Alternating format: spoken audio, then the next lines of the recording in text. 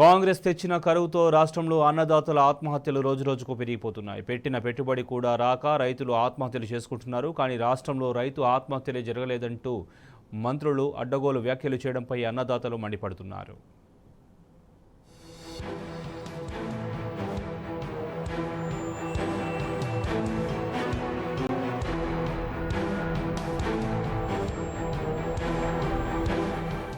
రాష్ట్రంలో కరువొచ్చింది. మళ్లీ రైతుల ఆత్మహత్యలు మొదలయ్యాయి. అన్నదాతలకు ప్రభుత్వం అండగా ఉండాలని బీఆర్ఎస్ అధినేత కేసీఆర్ కోరితే ఆత్మహత్య చేసుకున్న రైతుల వివరాలు ఇవ్వాలని సీఎం రేవంత్ సూచించారు. ముఖ్యమంత్రి అడిగిన 4 గంటల్లోనే గత 3 నెలల్లో బలవన్మరణానికి పాల్పడిన 200 మంది రైతుల జాబితాను సామాజిక మాధ్యమాల ద్వారా అందించినట్టు బీఆర్ఎస్ వర్కింగ్ ప్రెసిడెంట్ కేటీఆర్ తెలిపారు. ఆ జాబితా పంపిన కొద్ది గంటలకే మంత్రి ఉత్తమ్ విస్మయకర వ్యాఖ్యలు చేశారు. అసలు రాష్ట్రంలో ఒక్క రైతు కూడా ఆత్మహత్య చేసుకోలేదని చెప్పారు. తాజాగా మంత్రి కోమటిరెడ్డి కూడా అలాంటి మాటలే మాట్లాడారు. అప్పుల కారణంగా, కరువు కారణంగా ఒక్క రైతు కూడా ఆత్మహత్య చేసుకోలేదన్నారు. ఇది ప్రభుత్వ పెద్దల మాట, నిజాలను గుర్తించడానికి నిరాకరిస్తున్న తీరు.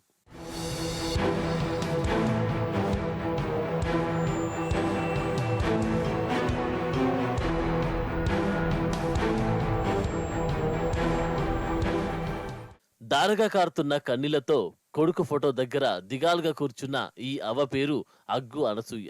ములుగు జిల్లా కన్నాయిగూడెం మండలం గుర్రేవుల ఈమె పుట్టినూరు. ఈమెకు 35 ఏళ్ల క్రితం భూపాలపల్లి జిల్లా పలిమేల మండలం లెంకలగడ్డ గ్రామానికి చెందిన మల్లయ్యతో లగ్గం చేసిండ్రు. లెంకలగడ్డలో 3 ఎకరాలతో భూమిని నమ్ముకొని వ్యవసాయం మొదలుపెట్టిన ఈ దంపతులకు 2 పిల్లలు. కొడుకుకు 10 ఏళ్ల వయసున్నప్పుడు అప్పులు పెరిగి తండ్రి మల్లయ్య ఆత్మహత్య చేసుకున్నాడని అగ్గు అనసూయ బోర్న విలపిస్తూ చెప్పింది. 4 ఏళ్ల నుంచి కాలం కలిసి రావడంతో కొడుకు మధు లెంకలగడ్డలో ఉన్న భూమిని కౌలుకిచ్చి గుర్రేవులలో భూమిని కౌలుకు తీసుకొని వ్యవసాయం మొదలు పెట్టాడని చెప్పారు.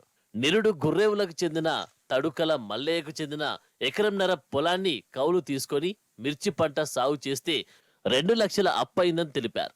మిర్చి దిగుబడి రాలేదని, అప్పు ఎట్లా కట్టాలని బంధువులు, స్నేహితులతో తన బాధ చెప్పుకుంటూ మధుకర్ మదన పడ్డాడని అనసూయ వివరించారు. ఫిబ్రవరి 9వ తేదీన పురుగుల మందు తాగి కొడుకు మధుకర్ ఆత్మహత్య చేసుకున్నాడు అని రోదిస్తూ వివరించింది. కట్టుకున్న మొగుడు ఆగం చేస్తే కంటికి రెప్పలా కాపాడుతున్న కొడుకు సాకుతాడని కలలు కన్నానని, కానీ అప్పుల బాధకు కళ్ళ ముందే దూరమయ్యాడని కన్నీటి పర్యంతమైంది.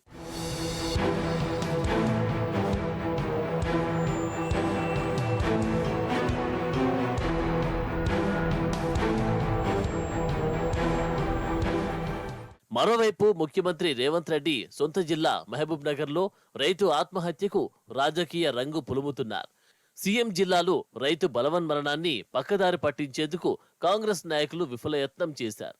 మృతుడి భార్య ఆత్మహత్య చేసుకున్నాడని చెప్తుంటే విచారణకు వచ్చిన అధికారుల బృందం మాత్రం కడుపు నొప్పి తాళలేక ఆత్మహత్య చేసుకున్నాడని చెప్పడం గమనార్హం. మహబూబ్ నగర్ జిల్లా భూత్పూర్ మండలం మద్దిగట్లకు చెందిన రైతు శ్రీశైలం అప్పుల బాధతో ఆత్మహత్య చేసుకున్నాడు.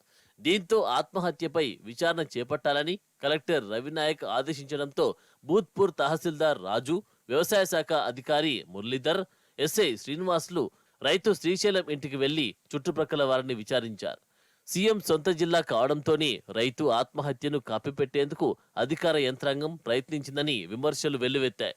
ఆత్మహత్య చేసుకుంటే డబ్బులు రావని, కడుపు నొప్పితో చనిపోతే రైతు బీమా వస్తుందని, ప్రభుత్వం తరపున 5 లక్షల సాయం ఇస్తామని రైతు కుటుంబాన్ని ఒప్పించారు అని గ్రామస్తులు తెలిపారు.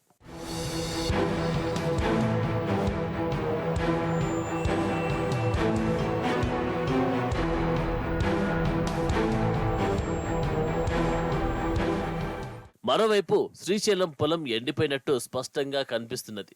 కొత్తగా బోరు వేసిన ఆనవాళ్లు కూడా ఉన్నాయి. మరో బోర్లో ఫ్లషింగ్ చేసినా అందులో నీళ్లు రాలేదు. మరో చోట డ్రిల్లింగ్ చేయించినా అదే పరిస్థితి.